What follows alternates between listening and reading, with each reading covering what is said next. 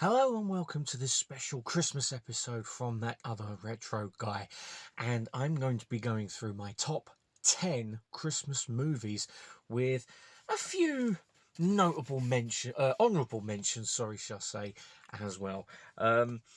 Now, my original plan for this video was to do a top 5 Christmas films, talk about Christmas memory, and basically try and do a review of James Bond 2 Robocod. So basically all things to do with Christmas. Of course, the original version that I shot, it wasn't that good. In fact, it was downright shit. So in the end, I just scrapped it and thought, fuck it, it's going to be nice and simple. Top 10 Christmas movies, job done. So now, well, let's get straight onto it, shall we? Let's light the Christmas pudding on fire, and well, let's get pissed on sherry. So number 10, we have the 1970 version of Scrooge, starring Albert Finney. Now, it's a musical version of the classic Dickens tale, with Albert Finney as the titular miser. You've also got Alec Guinness in it as well as Jacob Marley, the ghost that visits Scrooge and says, "You will be visited by three spirits, not vodka, whiskey, and rum." Although that would have made for a more interesting version. You've also got Anton Rogers in there as well, and I do believe, I think it is Michael Medwin who plays Scrooge's nephew.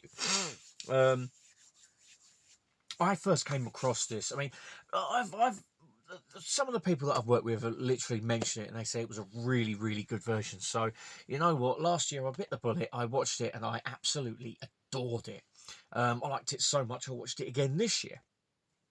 So it's possibly going to become an annual Christmas viewing thing, you know. And yeah, it was so enjoyable. I mean, the songs were really catchy. The cast was really good. There was a bit more elaboration on the whole. When Jacob Marley comes in with like all the chains and all that, and there's a bit right near the end where he says, "Oh, they've just finished making your chain, and it's even longer." You know, and it's quite dark, that bit, but the rest of the film is such a good rendition of the Dickens classic tale, and it really does come highly recommended, especially as the DVD in CX. I think it's £1. You know, it might even be £1.50 if you can find a copy in there. If you can find the Blu-ray for cheaper than a tenner, I'd say jump on it. Because I've seen people try and flog that for 16, 18, 20 quid. And what I say to those people is, you're having a fucking laugh. So, yeah. But, yeah. Scrooge, 1970. It's a great version of the classic tale. And, again, with a great cast and some good songs as well. So that brings us to number 9, and this is a film I actually was going to put higher. I was actually going to put it in my top 5 because it's such a damn good film. But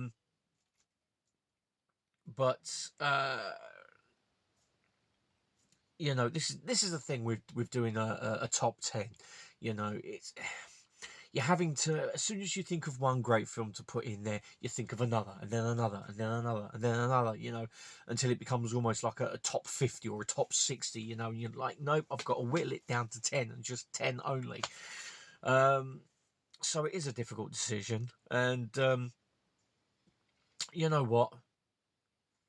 Putting this at number 9, yeah, it was a hard decision for me, but don't take nothing away from it. It's still a fantastic film, and it is a Christmas classic again, and it is Home Alone. You know, the film that gave Macaulay Culkin basically his springboard to stardom. You know, and it's the classic tale of Kevin gets left at home and basically has to stop two robbers from thieving. pretty much. And there's like loads of comedy bits, and we all know Uncle Frank is a freeloading asshole, you know, a cheapskate, a tosser, and basically the world's biggest wank biscuit.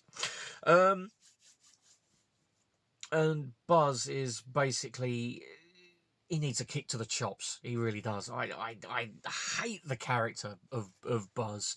I mean, I know at the end he basically does, you know, come to respect Kevin, but then it all gets lost in the second film, you know. So that's why I think Buzz just needs a good kick in the arse, or a punch, or both. You know, kick him in the nuts, punch him in the face. Job done. And there was also the the theories going around of what Kevin's dad Peter does for work. You know, is he a mob boss? Is he a stockbroker? Is he this? Is he that? I actually quite like the mob boss one. Oh, sorry, the works for the mob. You know, I quite like that one. I mean, how else would he be able to afford a holiday to Paris for 16, 17 people? Who knows? Who knows? I don't know. Maybe he's just a compulsive gambler and he struck it big on the lottery. Who knows? I don't know. But yeah, Home Alone at number 9. Some great gags, great music by John Williams, and yeah, it's just Harry and Marv are the ones that steal the show. You know, Joe Pesci and Daniel Stern. They do steal the show. They really do. They've got some very funny scenes. Especially with the staple gun in the front door, you know, and then Daniel Stern gets shot in the face with a BB gun. You know, Harry gets his head set on fire with a blowtorch, you know, and gets his hand burned, you know, and stuff like that. It's a great film. Really is a great film, and I love it. I really do.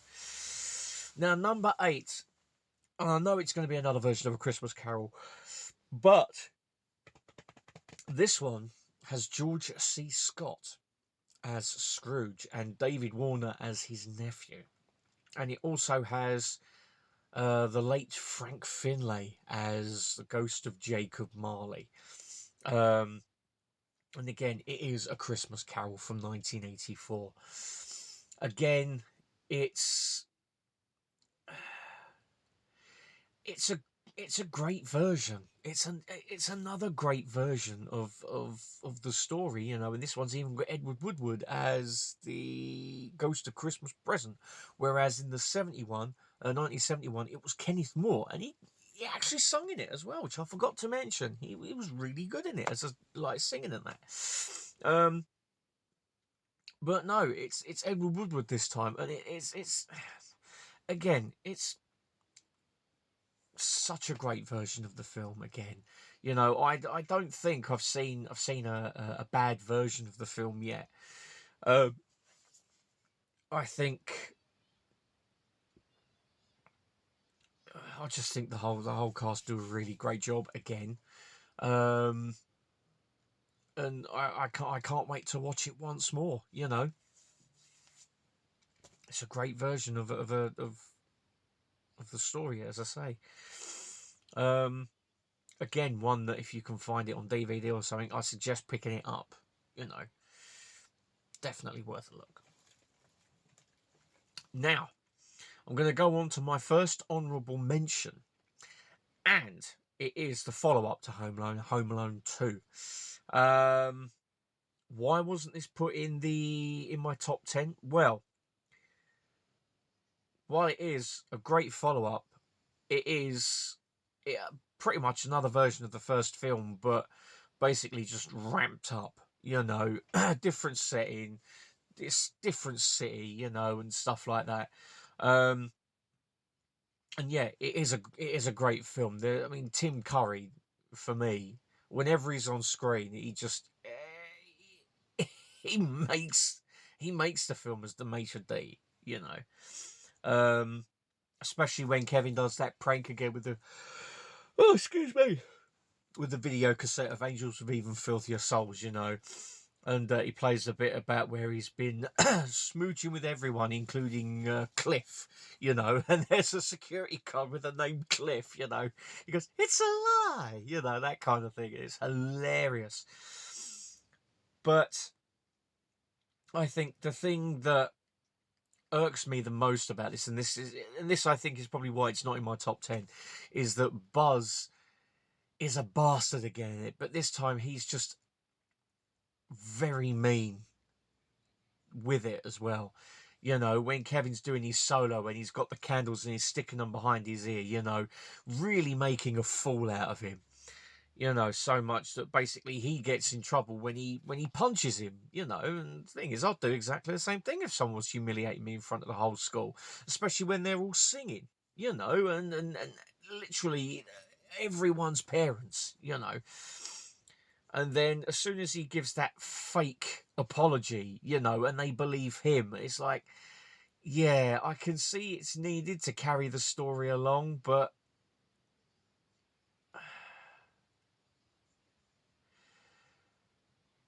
it was just too mean-spirited. Really too mean-spirited. But the rest of the film is solid. Really is solid.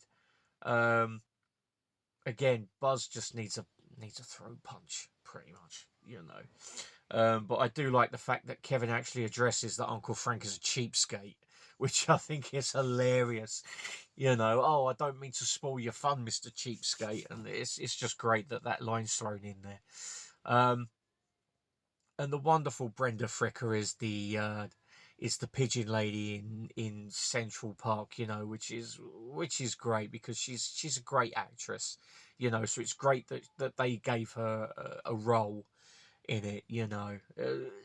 She's just wonderful. She really is. But that's my first honourable mention, Home Alone 2. Now, going back to the top 10, we're going to hit number 7.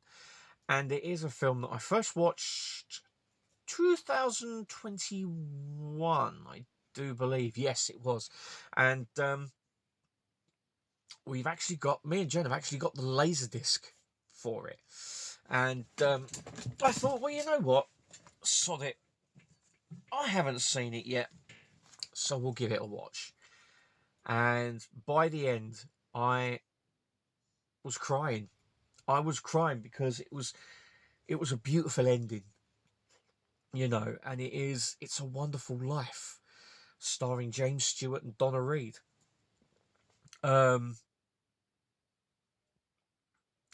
It's just a very beautiful movie.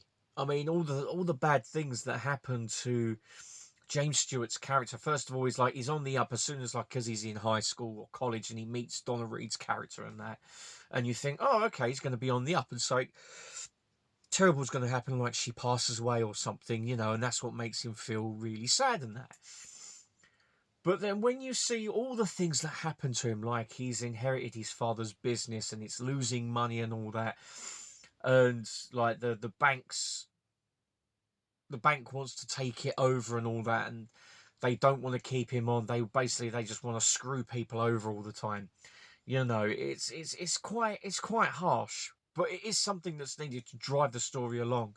You know, and like to drive him to his lowest ebb, you know, to make him feel like, you know, I can't go on no more. You know, but then as soon as he's taken on that journey, that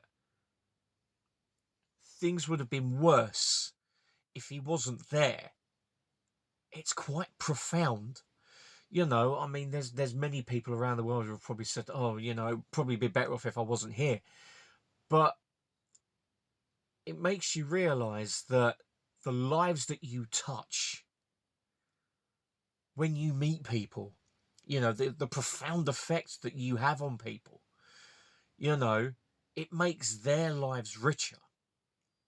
You know, it's like, well, what if he wasn't born? You know, his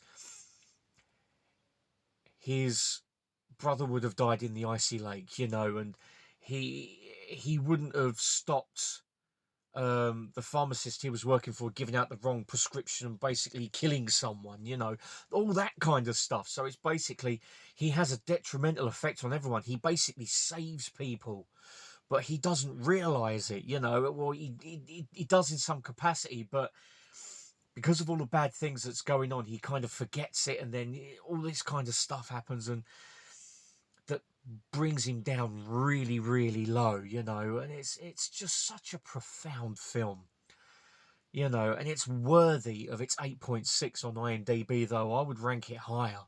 It's just it's one of those films where it is bleak, but there's a reason for it. It's to teach you something, you know, it's a film with morals and stuff like that, you know. And I think that's probably what's missing nowadays is people's morals and being nicer to each other. But, you know,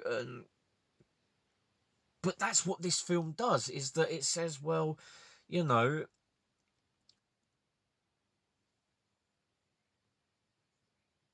even though bad stuff happens, you do have an effect on people's lives, and it's for the better. I can't think of a better lesson, you know, for people. And it's just such, as I say, it's just such a fantastic film, and I love the film so much. You know, it's due for another rewatch with me. I need to get a copy, but it's just such a great movie. It's 2 hours long, and those 2 hours, it doesn't drag whatsoever. It's a beautiful film. If you haven't seen it, I highly recommend it. And it gets a number 7 in my top 10. But number 6, we're going back to the Christmas Carol story. And before you say, oh no, not again, there's a difference with this one. Directed by Richard Donner. You got it yet? Bill Murray. Now you'll get it. Of course, Scrooged from 1989. Or was it 88? Or was it 9? It's one of the years anyway. I think it's before he made Ghostbusters 2. I must admit, I watched part of it many, many years ago when I was a kid, and it's not a film that I went to watch until recently. So I bought the 4K last year, and I loved it. I absolutely loved it. I think the thing that gets me is Carol Kane being the Ghost of Christmas Past, and all she does is just beat the shit out of him. It's hilarious, you know. And David Johansen from, I think it's New York Dolls, I think the band. He's the Ghost of Christmas Present and that, and yeah, it's one of those films that is funny. It's really funny, and it's a good take on the Dickens tale. A very good take on it indeed, and it's just so funny. I can't reiterate how funny it is. And the bit where he's talking into the camera at the end and they're singing, oh, I can't remember what song it is. Oh, Put a Little Love in Your Heart. And it's just such a great ending. It really is.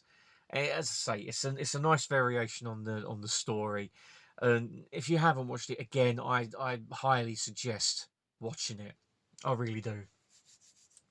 Now, it's time for another honourable mention. It is another sequel.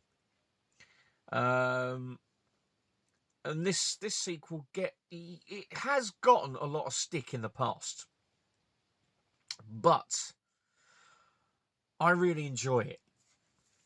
I really, really enjoy it. And it's Die Hard 2, Die Harder. Now, I know a load of people are going to say, well, why haven't you put it in your top 10 if you love it?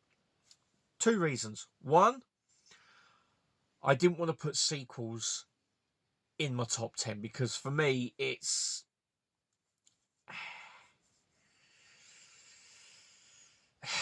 again one of those things. I didn't want to take up a space from another film that I really enjoy. You know, I mean, it's a great film. I have a lot of fun with it every single time I watch it, and there's some good scenes in it, some good funny scenes. But I had to pick one or the other. You know, either Die Hard or Die Hard 2. Die Hard is in there, but I'm not going to tell you whereabouts it is. You're going to have to watch and find out. So Die Hard 2 did kind of lose out. But don't take nothing away from it. It's still a great sequel, and I think for me it's gotten better as the years have gone on. You know, um, I mean, there's a good villain in William Sadler's Colonel Stewart. He's got some great henchmen. There's a neat little twist in there as well, which I'm not going to tell you about if you haven't seen it. Um, and Fred Dalton Thompson as the control tower like supervisor or manager he's great. He really is. I mean, he's great no matter what he's in, you know.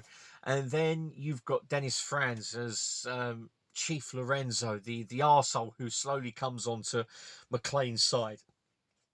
You know, he's funny. He's funny, and I think McClane delivers one of the best comebacks in the whole film when he's escorted out of his office near the beginning and he says, "Hey, Carmine, what sets off your metal detectors first? The lead in your arse or the shit in your brains?" It's brilliant, you know. And to think that Bruce Willis didn't want comedy in there, you know. But the thing is, he's John McClane's an everyman, you know. He's made so it's basically relatable, you know. I mean, yeah, I know he's put into all these kinds of, you know, situations, you know, kind of thing, and you know, but he's just a cop who basically is worn out, you know, exactly like in the first film. And you know, I think the comedy, it kind of punctuates the action, so it's like action, action, action, one liner, you know, and it keeps the film ticking along, you know. And I it's a great film. And also, who doesn't want to see William Atherton's character get tased in the bog? You know, he's punched in the first film, he's tasered in the second. I would have loved for him to come along in the third one and get hoofed in the nuts by someone. You know, that would have been hilarious, you know, 3 for 3, because he's a tosser. You know, so much so, Mum hates his guts. Even the actor, she can't stand him. That's how good of an actor he is. You know, so yes, that's my second honourable mention. Die Hard 2, Die Harder, still worth watching. Very good film. Now, I know many people are gonna say with number 5, you know, it's not a Christmas film. You know, it shouldn't be in there. It's a cheat. That may be so, but I have 3 conditions for it being in my top 10 at number 5. It's set at Christmas. The opening title track is Jingle Bell Rock by Bobby Helms. It ends with I'll Be Home for Christmas by Elvis Presley. Sorry, there's a load more actually. It's got Christmas trees in it. And it's about a guy who's down on his luck because of a horrible situation that he's put in, you know, and he finds a reason to live again through this family that he meets. And it is Lethal Weapon. You know, all those ingredients together for me make it a Christmas film, because then basically he's given the gift of a family, and that you can't fault whatsoever. You know, a cracking script, you know, some excellent humour, you know, some great action sequences, especially the bit in the swimming pool where they frantically try to save that guy from drowning because he's all in like the plastic sheeting and that. And that's quite, you know, you're like, it still happens now, you know. And yeah, it's just a great, it's a great action film. It's a great Christmas film, you know. Um, what more can I say about it? I mean, I'm looking forward to the 4K that's coming out next year. I'm hoping it's all 4 films. If it isn't, will I pick it up? Probably not. Probably not, because I'd rather stick with my Blu-ray box set. But as I say, if the set does get released on 4K, like all 4 films plus loads of bonus features, then yeah, I'll get it. I mean, I've always loved Lethal Weapon ever since I saw it when I was a kid. You know, had the VHS, watched it, loved it. Absolutely loved it. You know, and I still do now. And that's why it's deserving of a place at number 5. I mean, you've also got Mel Gibson as Martin Riggs, and he's believable. You've got Danny Glover as Roger Murtaugh, Family Man. Again, he's believable. His family are believable. Everything in that film is believable. You know, it's a great film. It's a gritty opening for the Lethal Weapon series, and it's my favourite Lethal Weapon film, no shadow of a doubt at all. But it is worthy for me of a place in my top 10 because yes, it is a Christmas film to me. I mean, everyone's probably going to have different things about what is a Christmas film, what is not a Christmas film. But for me, it has all the makings of a Christmas film, you know. So yes, that's number 5. And number 4 is exactly the same. It has all the hallmarks of a Christmas film. And yes, it is a horror film as well. It's also a horror comedy film. And it's directed by the awesome Joe Dante. And it is Gremlins. Now, again, many people are going to turn around and say, but it's not a Christmas film. Hold your horses right there, mister. It is a Christmas film. Again, it's set at Christmas. The whole plot is about this kid getting a new pet for Christmas. And basically, he doesn't follow the rules that he's given. Don't feed it after midnight. Don't get it wet. Don't expose it to sunlight or any lights, especially sunlight, as it kills them. And of course, something happens. It gets coated in water. Mini gizmos all pop up. And of course, some of them are right nasty little turds and end up getting fed just after midnight, turn to gremlins, all chaos breaks loose. You know, it's basically, and it is set at Christmas. It's set on Christmas Eve. 2 days before Christmas.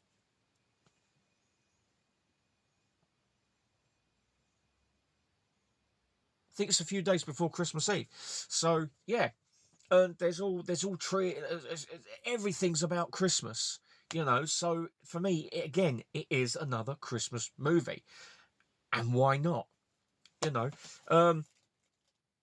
it's it's a great film. You know, it's one that I watched on Betamax many years ago, and I wish we never got rid of the Betamax tape, because it was great to have, and it's a great film, really great film, and yeah, it's deserving of 4th place in my top 10 Christmas movies. Now, it is time for another honourable mention. And yes, it is another version of A Christmas Carol, but this one is done like Polar Express. It's all CG, but it's Jim Carrey. Now, I watched it once. I need to watch it again because I loved it the first time around. I really did. I think Jim Carrey was great as Scrooge and some of the other characters. I think he was like the Ghost of Christmas Present. I think he was the Ghost of Christmas Past as well. So he voiced all these different characters and that. And he was great as Scrooge. And he does a very convincing English accent as well. Same as George C. Scott. He was very convincing, you know. And I think the CGI in that is better than the Polar Express, which is another good Christmas film, but it doesn't make the honourables list or even the top 10 because the CGI has dated so badly. It really has. Story's good, performances are excellent, but the CGI just lets it down so much. Whereas Christmas Carol, they seem to have learnt from it and they've put more kind of emotion in their faces, so they're not just emotionless freaks, you know. And again, it is a very good version of the story. You know, I'm not going to bore you with details about it. We all know that it's, you know, this, that, and the other. But it is worthy of a watch. It really is. But because I've got so many versions of Christmas Carol in there, you know, it has to get bumped into honourable mentions. I don't like doing it, but it has to. And plus, I've only seen it once. So, you know. So that was the third honourable mention. And sticking with the number 3, Actually, it is sticking with the number 3. It is the third position of the it's the third position of my top 10 Christmas movies, and it is the third in the National Lampoon's Vacation series, and it's Christmas Vacation. Oh, you know what? I think I've lost count on how many times I've watched that film. It's, you know what? Christmas wouldn't be Christmas without it. You know, it's not Christmas without Clark going on his tirade of, when Santa squeezes his fat ass down that chimney tonight, he's gonna meet the jolliest bunch of arseholes this side of the nut house, and um, that whole tirade is hilarious. It really is, and then you've got the incident with the squirrel. You've got the incident with the truck driver on the road. The fact that he forgets the chainsaw, so they have to try and uproot the tree and stick it on top of the car, and you're wondering how the hell did they do that. I still don't even know to this day. And yeah, it's just a great film. It's a Christmas tradition to watch it in the month of December. It doesn't matter when in the first 24 days, or even on the 25th day, as long as it's watched. It, I mean, Chevy Chase, Beverly D'Angelo, they're great as returning, like Clark and Ellen, and then you've got Jonathan Galecki, I think his name is, who was in The Big Bang Theory as Rusty. Juliette Lewis as Audrey. They're great. They're great as the kids. They really are. And of course, you can't forget Cousin Eddie. The the freeloading idiot cousin. Who's basically just he's just a big-hearted buffoon. Where he tries to do something nice, but it just turns out to be a fucking crime. Oh, brilliant stuff. And you know what? I think it's due for a rewatch for me. It really is. I mean, I went to see that in 2021, I think it was. Yeah, 2021. Me and my wife Jen, that other retro guys gal, we went to see it at AMC Arlington, and you know what? I know I've seen it many times before, but that was an experience to watch it in the cinema. There wasn't a lot of us, but you know what? It was worth every cent just to see such a brilliant film on the big screen. And yeah, what can I say? It's just another Christmas classic. And that is number 3. Now, number two has been the topic of, a hot topic of debate over the past God knows how many years. Is it a Christmas movie? Is it not a Christmas movie? Many people saying it isn't. Many people, including myself, saying it is a Christmas film. For many of the reasons that I mentioned before about Lethal Weapon. And it is Die Hard. Now, I know people are going to say, no, it's not a Christmas film. You're an idiot. You're a tool. You're a tosser. Oh, you should. It's my personal opinion. Everyone's personal opinion's different, especially with something like this. I think it is a Christmas film. It's set on Christmas Eve. There's Christmas music in it. Christmas in Hollis by Run DMC. It's about a man trying to reconnect with his estranged wife and his kids, for Christmas, and trying to get his family back for Christmas, and yeah, for me, it is a Christmas film. It is also one of the greatest, if not the greatest, action films ever made. It's got everything. It's got it's got a horrible villain with Hans Gruber, the late great Alan Rickman, who is very sorely missed. Obviously, you've got Bruce Willis's first turn as John McClane. You know, the everyman again from, you know, like I said about Die Hard 2, he's an everyman. He's tired. He just wants to see his wife, and you know, and you've got Devereaux White as the oh, what's his name?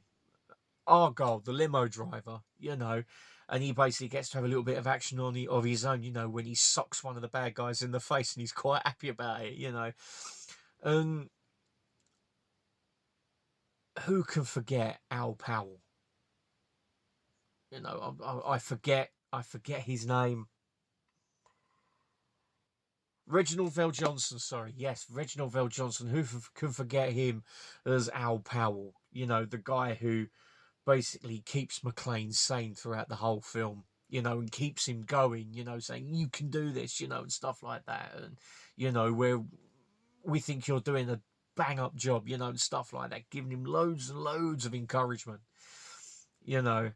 Um, and then you've got the two Johnsons, the FBI agents, Robert Darby and Grandel Bush, you know, fantastic, fantastic actors, you know.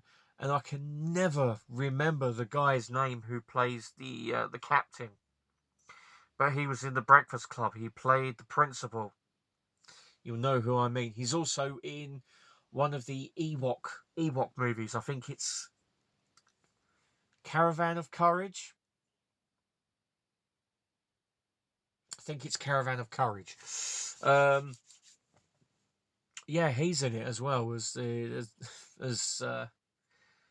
I can never remember his name. All I can know him is the captain. And then of course you've got, as I said before, William Atherton as that newsreader guy. I can't remember his name, but he gets smacked in the mouth by Bonnie Bedelia, who plays Holly McClane. You know, that's worth admission fee alone, just to see him get smacked in the chops. You know. And that's another one that I managed to see at the cinema, and it was last year, funnily enough. And you know what?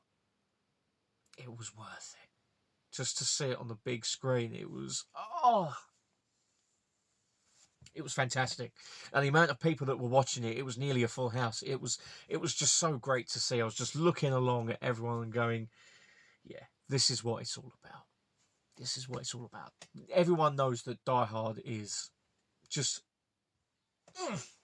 top tier shit, you know. Well, I can't say nothing more about Die Hard. Everyone knows it's an awesome film, and it is a great Christmas film. So now we move on to the very last honourable mention, and it is a film that basically it got blasted when it got released. I think it was about 96, and it's become one of these films that people look back on and remember fondly, and then when they watch it again, they go, actually, this is a hell of a lot better than I thought it was, and they get a lot of enjoyment out of it. And it is Jingle All the Way, starring Arnold Schwarzenegger, Jake Lloyd, I think Rita Wilson is in it as well as Arnie's wife. You've got Sinbad as the desperate postman trying to get the Turbo Man toy for his son. And then you've got the late Phil Hartman, who's just trying to worm his way in and push Arnold Schwarzenegger's good guy character out.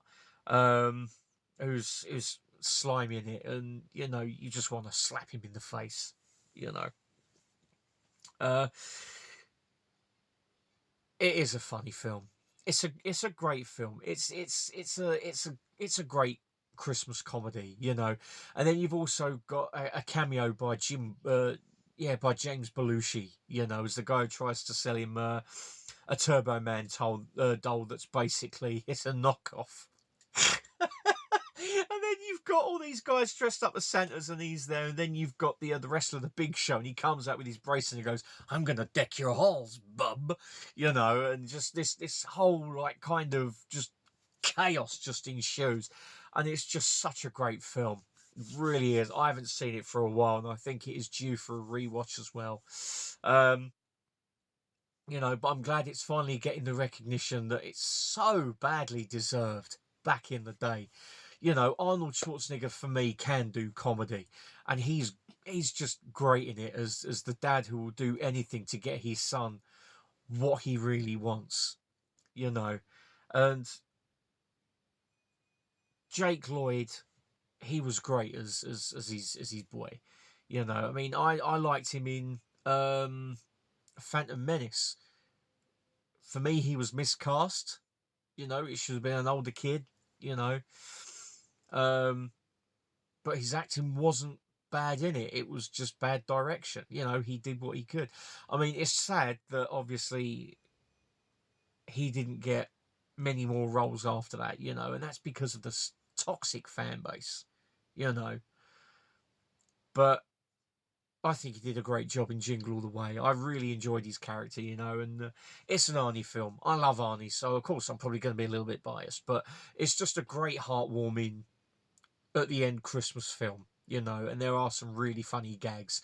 It's like there's a bit of the parade when Boomer, the least favourite, is set upon by all the kids. They're beating the crap out of him, and then I think there's one bit where they're on the float and they're talking. You know, I think it's Jake Lloyd and Schwarzenegger, and you see him still having the crap kicked out of him in the background, and it's just hilarious. It really is. You know, it's a great film. It's got some good laughs in it and some great scenes. You know, and it's worth a watch, easily worth a watch. It's just a great film.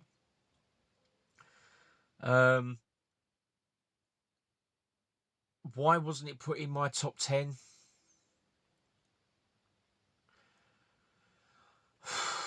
Again, I don't know. I had to bump a movie out for another movie. That's just the way it is. But, you know, tomorrow I'll probably end up bumping out It's a Wonderful Life for Jingle All the Way. Who knows, you know. So, but yes, that was the last honourable mention, Jingle All the Way, starring Arnold Schwarzenegger. Now, we come to Le Creme de la Crop. You know, the numero uno, the head man, the big cheese. It is possibly not going to be a surprise to anyone, really. But I've always loved this version of A Christmas Carol. And that's probably given the game away. I'll say so. In fact, this was the first version of A Christmas Carol that I ever saw. The very first version that I ever saw. And I recorded it off of Sky.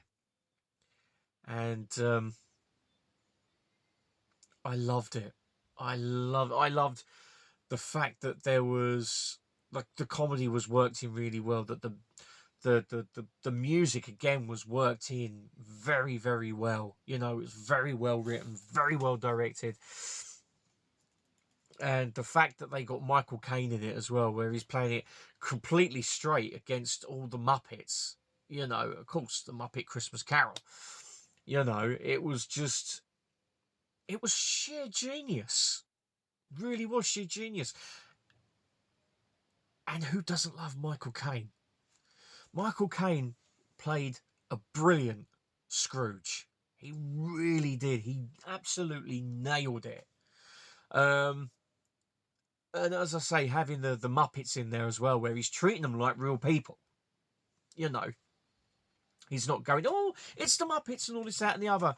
You know, it's like there's one bit where at the beginning, you've got Kermit turns around and says, as Bob Cratchit, he says, can we have another bit of coal for the fire, Mr. Scrooge? And he basically turns around and says, how would you like to spend the Christmas on the unemployment line, or something like that? And he's playing it dead straight.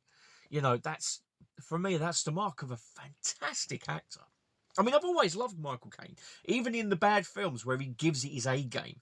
You know, and you think you know he's thinking, what the hell have I got myself into? Sod it, I'm going to do the best I can. And this is no exception. It's just the greatest version of this film, of the story. You know, it's everything about it just works. Everything works. You know, even the slight comedy. You know, it works because it's the Muppets. It's worked in extremely well, and I can't fault it. I can't fault it. For me, it's the perfect Christmas movie. bar none, you know. Um, but if you get a chance to watch it on Disney Plus, if you do streaming, because when you go into the extras, you get the full length version, which has got the song When Love Is Gone, or When Love Is Lost. Yeah, it's When Love Is Lost. That song was cut out after the previews, or it was cut out just before the film went out or something, because they thought that kids would fall asleep during it and that. But it's such a beautiful song, but it's a sad beautiful. It really is. And when you watch that film with that song in it, it just tugs at your heartstrings. It really does. It's so well done, so beautiful. And I wish that they would release it on Blu-ray or 4K with that full uncut version with that song in it, because I would pick that up like that.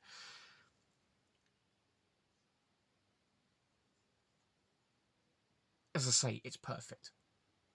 And that's a Christmas film I will watch again and again and again, you know, and I will never get bored of it at all, because everything just came together like a jigsaw puzzle, and it was perfect. And I don't think you could get that again at all, you know. So, yeah. So, there we go. Top 10 Christmas movies with 4 honourable mentions. Now, I hope you enjoyed this video. It was actually quite hard trying to put together a top 10. I mean, I put together a top 5, but I found it hard trying to do the other like the 6 to 10, you know, and even honourable mentions. But you know, they're my favourites. Even the honourable mentions are my favourites. You know, everyone else is going to be different, obviously. You know, people's opinions are different to everyone else's, and that's great. You know, people might like stuff that I don't, and vice versa. You know, and stuff like that. As I say, that is what's great about it. It's fantastic. You know. But yeah, I hope you enjoyed this video as much as I did putting it together.